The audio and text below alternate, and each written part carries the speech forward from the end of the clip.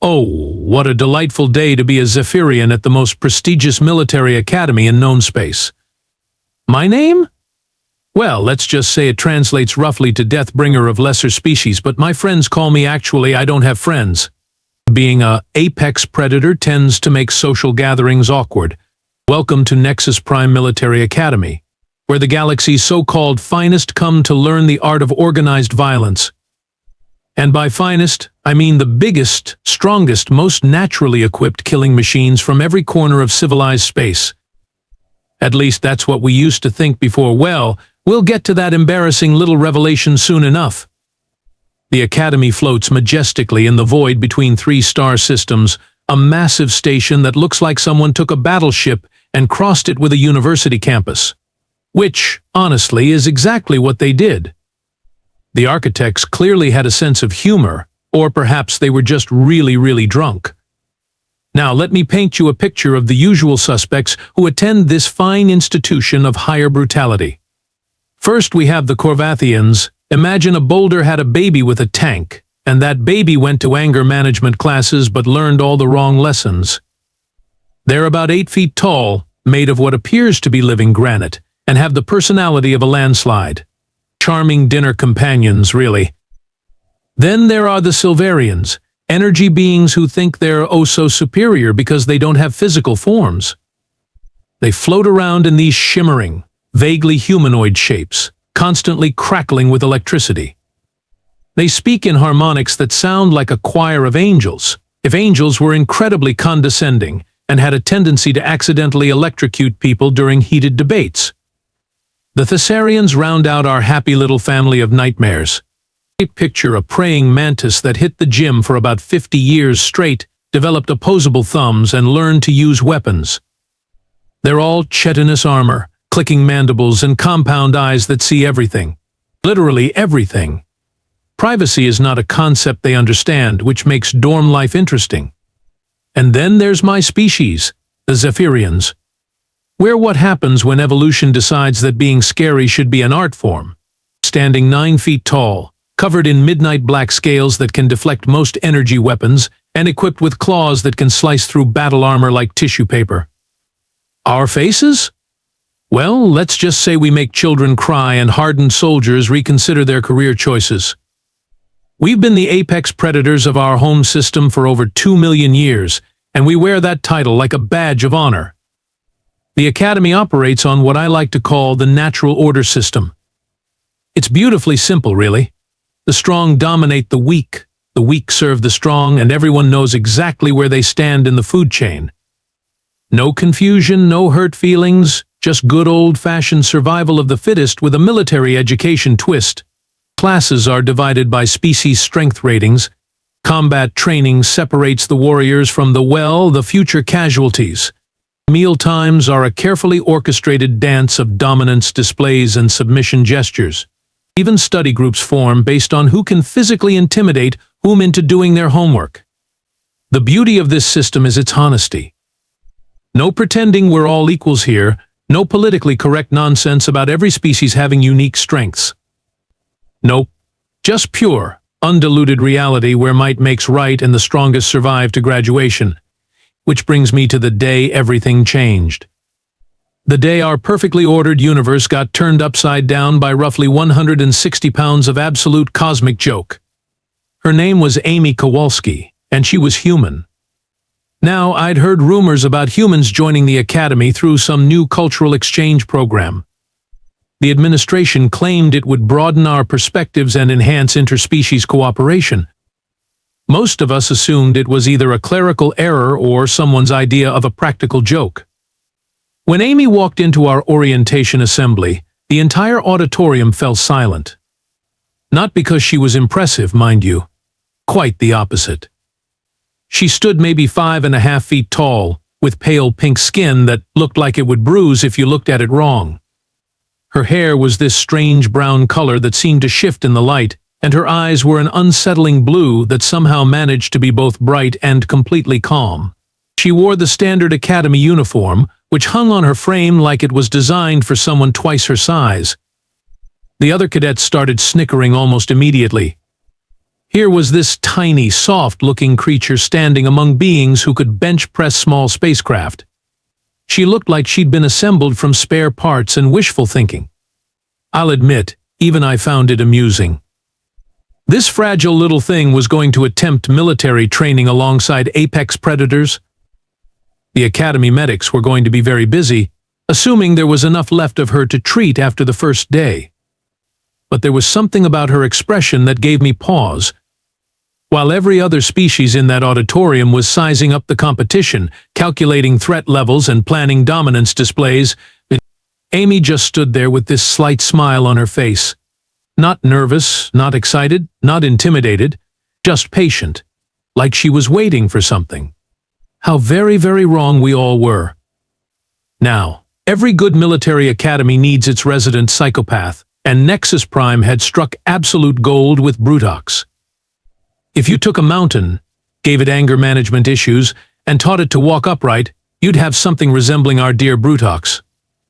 He stood 12 feet tall and approximately 8 feet wide, a living testament to what happens when geology gets really, really mad. Brutox was a third-year Corvathian, which meant he'd already survived 2 full cycles of academy brutality and had refined his own special brand of terror to an art form. His skin looked like someone had carved him from a particularly ugly cliff face, all jagged edges and rough surfaces that could probably sand paint off a starship hull. His eyes glowed with a dull red light that suggested either great intelligence or severe indigestion.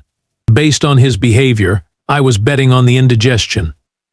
This walking disaster had established himself as the unofficial enforcer of the Academy's social hierarchy through a simple and effective method: a systematic intimidation of anything smaller than a combat shuttle, which frankly included most of the student body. His daily routine was a thing of terrible beauty. Every morning during physical conditioning, he'd select his target for the day. Usually one of the smaller Thessarians, occasionally a Silverian who'd gotten too cocky, sometimes even a young Zephyrian who hadn't learned proper respect yet. The selection process involved a lot of dramatic flexing, ground-shaking footsteps, and what I can only describe as geological growling. Once his victim was chosen, the real fun began. Brutox had perfected the art of making life miserable without technically breaking academy regulations, accidentally bumping into smaller students with the force of a small asteroid impact, somehow always ending up in line behind his targets at meal distribution, breathing down their necks with breath that smelled like sulfur and old rocks, choosing them as sparring partners during combat exercises, then proceeding to demonstrate exactly why mass equals advantage. The beautiful thing about Brutox's reign of terror was its efficiency. Most students learned to give him a wide berth after witnessing just one of his demonstrations. The smart ones developed an almost supernatural ability to sense his presence and disappear before he noticed them. The really smart ones dropped out and transferred to schools for accountants. The academy staff, of course, pretended not to notice. After all, this was military training. If you couldn't handle a little interpersonal pressure, how were you going to fare in actual combat? Besides, Brutox never left permanent damage. Well, mostly never. There was that incident with the Silverian who still occasionally flickered like a broken hologram, but medical assured us that was probably temporary. So naturally, when combat training began and our new human students stepped onto the practice mat, every set of eyes, optical sensors, and energy detection organs in the gymnasium focused on her with the intensity of spectators at a gladiatorial match. Amy had been assigned to basic hand-to-hand combat, which was really more like basic how-not-to-die immediately combat.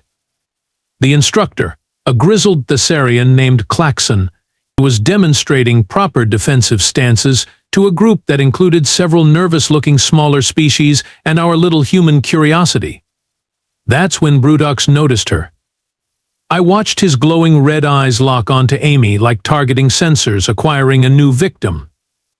A sound that was part avalanche, part laughter rumbled from somewhere deep in his rocky chest. Here was fresh meat, and better yet, it was the smallest, most fragile-looking fresh meat he'd ever encountered. The betting started immediately. The Thessarians began clicking excitedly to each other, calculating odds. Silverians hummed in harmonic speculation. Even some of my fellow Zephyrians started wagering on how long the human would last before either requesting a transfer or ending up in the medical bay. The going rate was 3-to-1 that she'd be crying within the first week, 5-to-1 that she'd quit before the first month ended. And a particularly optimistic Silverian was offering 20-to-1 odds that she'd make it through the entire semester without requiring major reconstructive surgery. I found the whole situation absolutely hilarious. Here was this species that apparently thought they belonged among the galaxy's premier warriors, despite looking like they'd evolved from something that spent its time hiding under rocks and hoping bigger things didn't notice them. The audacity was almost admirable, in the same way that watching someone try to stop a meteor with a fly swatter might be admirable. Brutox began his approach with all the subtlety of a continental drift. Each step sent small vibrations through the gymnasium floor, causing loose equipment to rattle ominously. He positioned himself directly behind Amy during the instructor's demonstration, close enough that his massive shadow completely engulfed her tiny form. The instructor, wise to Brutox's methods, pretended not to notice. This was, after all, just another lesson in Academy social dynamics. Sink or swim, adapt or transfer out. The natural order asserting itself once again. Amy, for her part, didn't seem to notice the 12-foot mountain of animated hostility looming over her. She continued paying attention to the defensive techniques being demonstrated, occasionally nodding as if the information was genuinely useful to her, which just made the whole situation even more entertaining. Here was Brutox, the terror of Nexus Prime, being completely ignored by something that looked like it would struggle to open a particularly stubborn jar. Oh, how we laughed! How very, very much we were about to regret that laughter. Brutox began his campaign against Amy with all the finesse of a geological event, which is to say, none whatsoever. His opening gambit was the classic loom menacingly technique, a time-tested method that had reduced countless underclassmen to quivering masses of terror and regret. He would position himself wherever Amy happened to be studying, eating, or simply existing, then proceed to make his presence known through a combination of heavy breathing, ominous rock-grinding sounds, and the occasional dramatic crack of his stone knuckles. The effect was usually immediate and satisfying: stammered apologies, hasty retreats, and the delicious aroma of fear pheromones filling the air. Amy's response was unexpected. She would glance up from whatever she was doing, look at Brutox with those unsettling blue eyes, and then return to her business with the sort of casual indifference usually reserved for mildly interesting weather patterns. No stammering, no fleeing, no fear pheromones whatsoever. It was like watching someone completely ignore a volcanic eruption happening right next to them. The rest of us found this absolutely fascinating. Here was a creature that should have been evolutionarily programmed to recognize and flee from obvious threats, yet she seemed about as concerned with Brutox as she might be with a particularly large houseplant. After 3 days of unsuccessful looming, Brutox escalated to more direct methods. During meal periods, he began accidentally bumping into Amy while she carried her food tray. Each collision should have sent her flying across the cafeteria like a rag doll caught in a hurricane. But instead, she would simply adjust her balance, maintain her grip on the tray, and continue walking as if nothing had happened. The physics alone were baffling. A 12-foot mountain of animated stone had just collided with what appeared to be a collection of sticks held together by optimism, yet somehow she remained upright and mobile. Even more confusing was her reaction to having her food mysteriously vanish. Brutox had perfected the art of making meals disappear when their owners weren't looking, usually resulting in hungry, yet intimidated victims who quickly learned to share their rations with him voluntarily. Amy would return to find her tray empty, survey the situation with mild interest, then simply get back in line for more food. No anger, no confrontation, no dramatic displays of frustration. She treated it like a minor inconvenience, roughly equivalent to discovering she'd forgotten to charge her datapad. The other students were starting to gather during these incidents like spectators at some bizarre sporting event. Thessarians would click excitedly to each other, making small wagers on each interaction. Silverians hummed in harmonic confusion, trying to analyze what they were witnessing. Even my fellow Zephyrians began scheduling their meal times to coincide with the entertainment, because that's what it was becoming: entertainment. The unstoppable force meeting the apparently immovable object, except the object kept acting like it didn't notice there was a force involved at all. Brutox's frustration was becoming palpable. His red eyes glowed brighter with each failed intimidation attempt.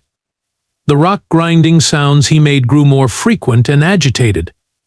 He began pacing around Amy like a predator circling prey, except the prey seemed genuinely unaware that it was supposed to be afraid.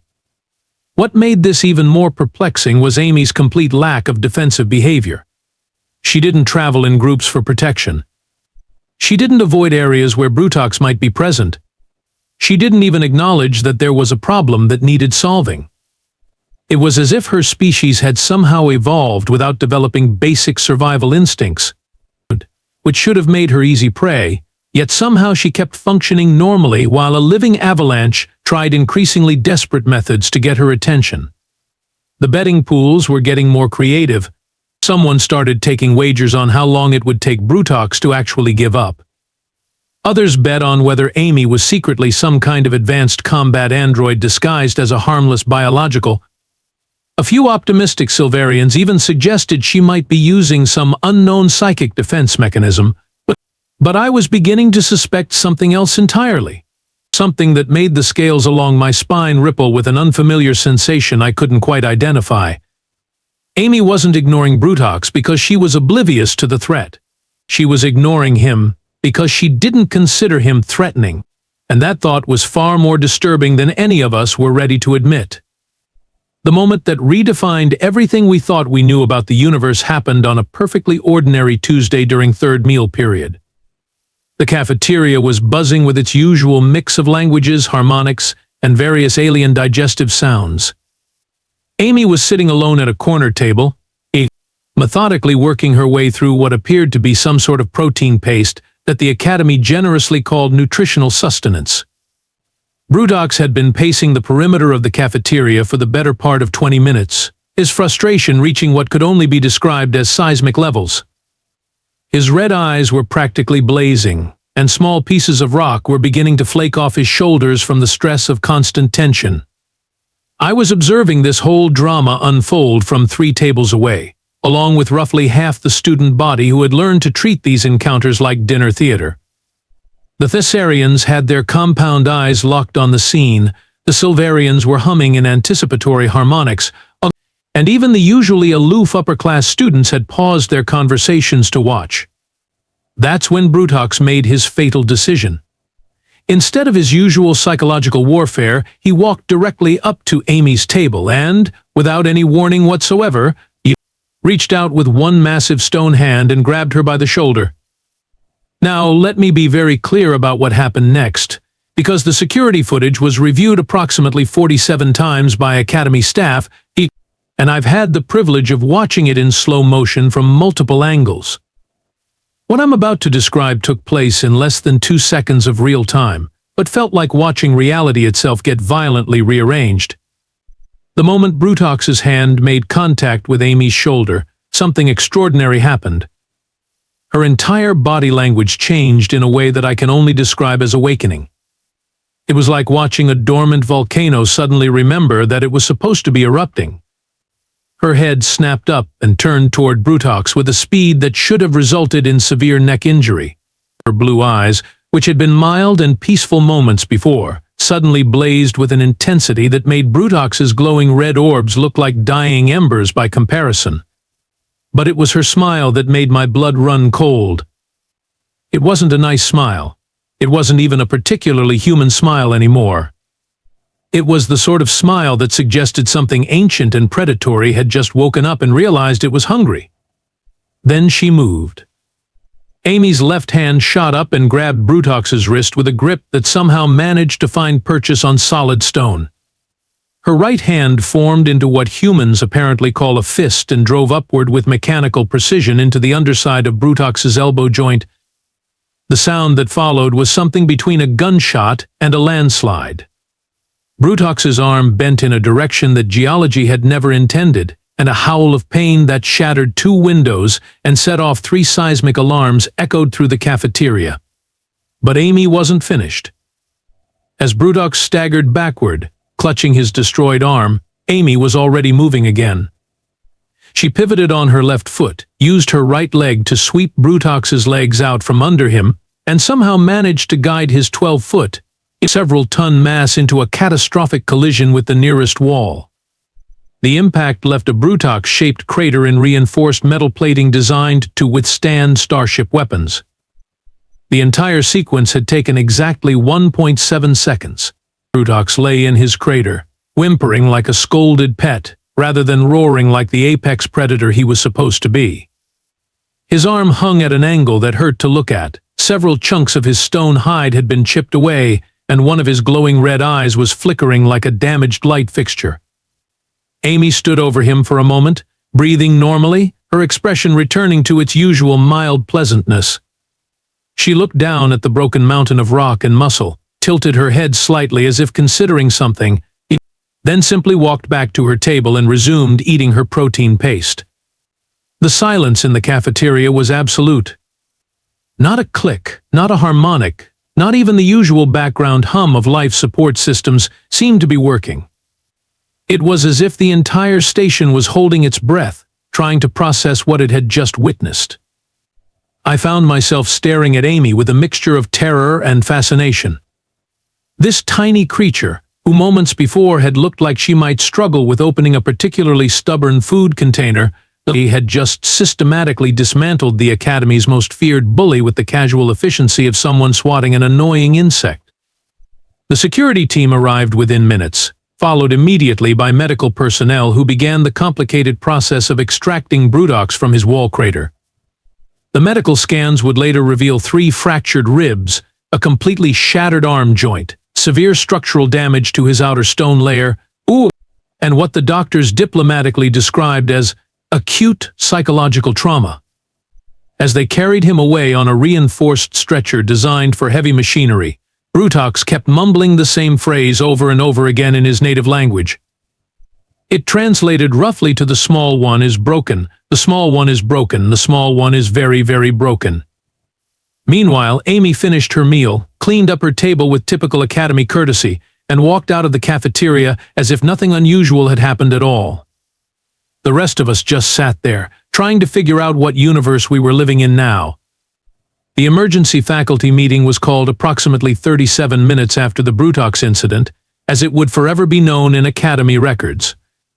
I happened to be passing by the conference room when the discussions began, and let me tell you, eavesdropping on panicked military instructors is far more entertaining than any Hollywood drama. Commander Tom Malley was the first human instructor to arrive at Nexus Prime, and part of the same cultural exchange program that had brought Amy and a handful of other human students to our little corner of organized mayhem. Up until today, most of us had assumed he was some sort of diplomatic courtesy, a token gesture to make the humans feel included in galactic military affairs. He was a compact man, maybe 6 feet tall, with graying hair and the kind of calm demeanor that suggested he'd seen enough action to find most situations merely amusing rather than alarming. When he walked into that conference room and saw the footage of Amy dismantling Brutox, his reaction was not shock or horror. He laughed. Not a polite chuckle or nervous giggle, but a full-throated, genuinely entertained laugh that made several instructors flinch backward. "Gentlemen, ladies, and various energy-based entities," Commander Malley began, settling into a chair that looked like it might collapse under the weight of his casual confidence. "I think we need to have a little talk about human biology." Admiral Vashi, a Silverian whose usual shimmering gold color had turned a sickly green, crackled with nervous energy. "Commander Malley, one of your students just hospitalized our most physically capable cadet. We need explanations. We need containment protocols. We need—" "What you need," Malley interrupted with that same easy smile, "is a basic education in evolutionary biology. Tell me, Admiral, what do you know about persistence hunting?" The silence that followed was the sound of some of the galaxy's most educated military minds realizing they were about to learn something they really didn't want to know. Molly stood up and activated the room's holographic display system. What appeared was a three-dimensional model of a human skeleton rotating slowly in the center of the room. "This," he said, gesturing to the hologram, "is the end result of approximately 2 million years of evolution specifically designed to chase things down and kill them efficiently. Every bone, every muscle, every reflex has been honed by natural selection to create the perfect pursuit predator." The skeleton began moving, demonstrating human locomotion. Humans are persistence hunters. We don't rely on claws, fangs, or natural armor. We rely on endurance, intelligence, and what we call the fight-or-flight response system. General Kraftnog, a Thessarian whose mandibles were clicking nervously, interrupted. "But she's so small, so fragile-looking." Molly's smile widened. "That's the beauty of it, General. Humans are persistence hunters who evolved to look non-threatening. Our prey never sees us coming because we don't look like predators. We look like something harmless right up until the moment we're not." He manipulated the hologram to highlight the human nervous system. When a human perceives a threat, especially physical contact from a potential predator, our bodies flood with adrenaline and activate what we call the fight-or-flight response. Heart rate increases, strength multiplies, reaction time decreases, and pain sensitivity drops to nearly zero. The room was so quiet I could hear the station's life support systems humming in the walls. "But here's the really interesting part," Molly continued, clearly enjoying himself. "Humans are also tool users. We've been using weapons for so long that our combat reflexes assume we're armed, even when we're not." Amy's response to being grabbed wasn't unusual for a human, it was textbook threat neutralization. Admiral Vashi's color had progressed from green to a pale, sickly yellow. "Are you telling us that all humans are capable of that?" "Oh, Admiral," Molly chuckled, "Amy's actually on the smaller side for human females. And she's not even military trained. She's a linguistics student who wanted to study xenobiological communication patterns." The implications of that statement hit the room like a photon torpedo.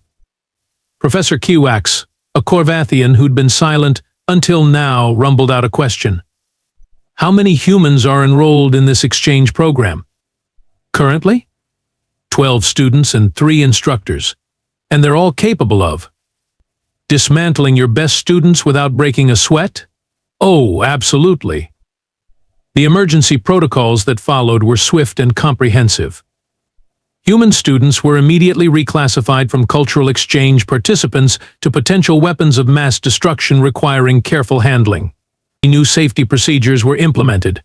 Psychological counseling was made available for any students traumatized by witnessing the incident. But perhaps most telling was the message that went out to every major military academy in the galaxy within hours of the meeting.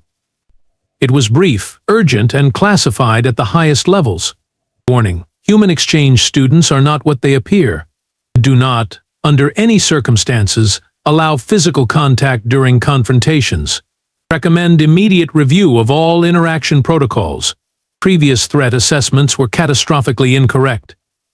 As I absorbed all this information from my hiding spot in the ventilation system, I couldn't help but think about Amy, still calmly attending her classes as if she hadn't just redefined our understanding of the galactic power structure. The terrifying part wasn't that humans were dangerous. The terrifying part was that they were dangerous and we had no idea. For decades, we'd been categorizing them as a minor species, barely worth notice. Meanwhile, they'd been quietly positioning themselves throughout galactic civilization like a virus we'd welcomed with open arms. How many human diplomats, scientists, and cultural observers were currently stationed on our homeworlds? How many of our military installations had human consultants wandering around, taking notes? And most disturbing of all, if Amy was considered small and untrained by human standards, what were their actual soldiers capable of? I had a sinking feeling we were about to find out. The transformation of Nexus Prime Academy in the weeks following the Brutox incident was a thing of bureaucratic beauty. Within 72 hours, the administration had issued new guidelines that essentially treated human students like walking natural disasters that happened to be enrolled in classes. First came the Human Interaction Protocols, a delightfully paranoid document that read like instructions for handling unstable explosives. Physical contact with human students was now strictly forbidden without written authorization from 3 separate department heads and a medical waiver. Sparring exercises were limited to holographic opponents only.